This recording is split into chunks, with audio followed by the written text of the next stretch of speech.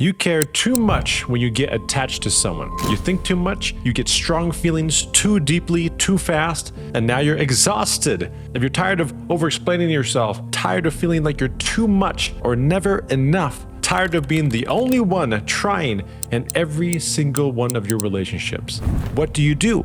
Do you beg for connection or hope that they'll finally see you? Or do you shut down and try to numb it all out? But none of that really works, does it? One strategy makes you needy, the other makes you cold. So here's a secret that you have to master. It is the art of detachment. Not because you should stop caring, but because you should stop collapsing. Because if you don't detach from needing them to regulate your worth, value, or sense of security, you will sabotage the hell out of all of your relationships or completely lose yourself just trying to maintain it, which is a very depressing place to be. So if you're watching right now, very likely you think that love means going all in. But the version of all in isn't about being romantic. It comes from the love that you didn't get from childhood. This fast, intense emotional investment and attachment is not love.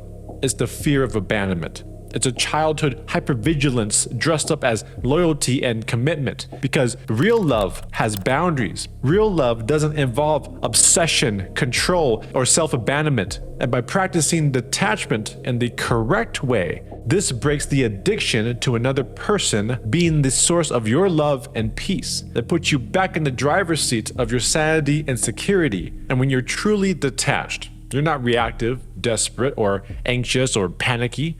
You're present, you're clear, grounded, secure. And from that place, connection actually becomes a hell of a lot deeper and more authentic. So let's clear this up. Detachment isn't about going cold, pretending that you don't care. That comes from someone that has an avoidant attachment. Many people, they think it's detachment, but it's not. Now, with the person that has an anxious attachment, when they try to detach, they might think that I'm letting go, but secretly inside, they're waiting for them to chase them. They're always checking their phones, hoping that they'll notice. All of that is performance. It's not truly detachment. True detachment is when your nervous system isn't hooked on their every move. So why is it so hard to actually authentically detach? Because for most people, if you grew up in childhood chaos, you had emotionally unavailable parents, or people who only gave you love only when you were good. Another thing that you might have learned was to become the fixer, or the over-explainer, the over-giver, and you thought that if you could just be perfect enough,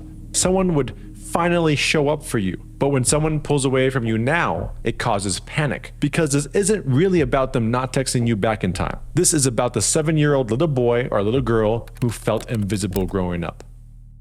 So coming back to real detachment, it's not flashy, it's not a performance, and it sounds like this.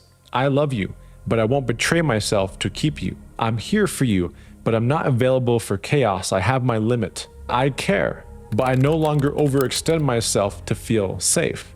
It's really knowing your worth, even when they don't respond in the way that you want. But most important of all, it's knowing that you can hold yourself through the emotional stresses of life and not having to rush to someone to soothe it. So let's practice detachment right now. Step 1, let your body talk to you. When that addictive urge to chase hits you, pause, breathe, notice the sensations in the body.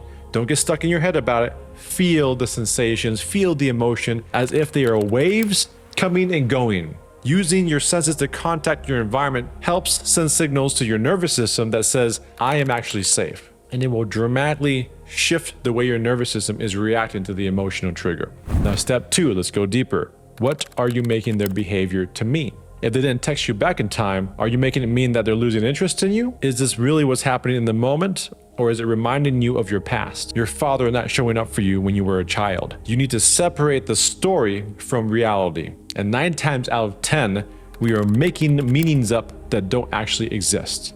Step 3 is a big one. It may be one of the hardest things that you do in all these steps, and that is grieving the illusion. Because most of what we cling to is pure fantasy. The potential of what if. It's the version of them that we're clinging to or creating in our head of the ideal person that didn't give us our needs growing up as a child. We're hoping that this person could finally be the ideal father or ideal mother that we didn't get growing up. And so a big part of this grief is grieving the loss of what we didn't get growing up and letting that part of us lovingly die. Because if we want to become a more secure person, if we want to master detachment, we have to let the parts die that feel like they cannot let go. And it does feel like a death.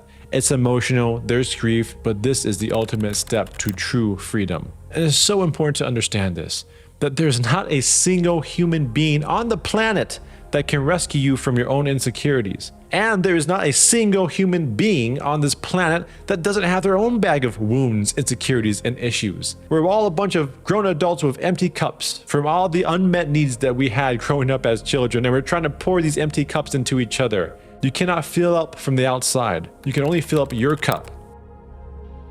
You don't heal by clinging. You don't grow by controlling. And if you want to save your relationship, if it's falling apart, is by focusing and fixing yourself first. Because at the end of the day, you have been the very person that you've been searching for all along. So let me know in the comments what the next video should be about, or if you're interested in my transformational mentorship, you can read all about that in the description. And I'll see you in the next video.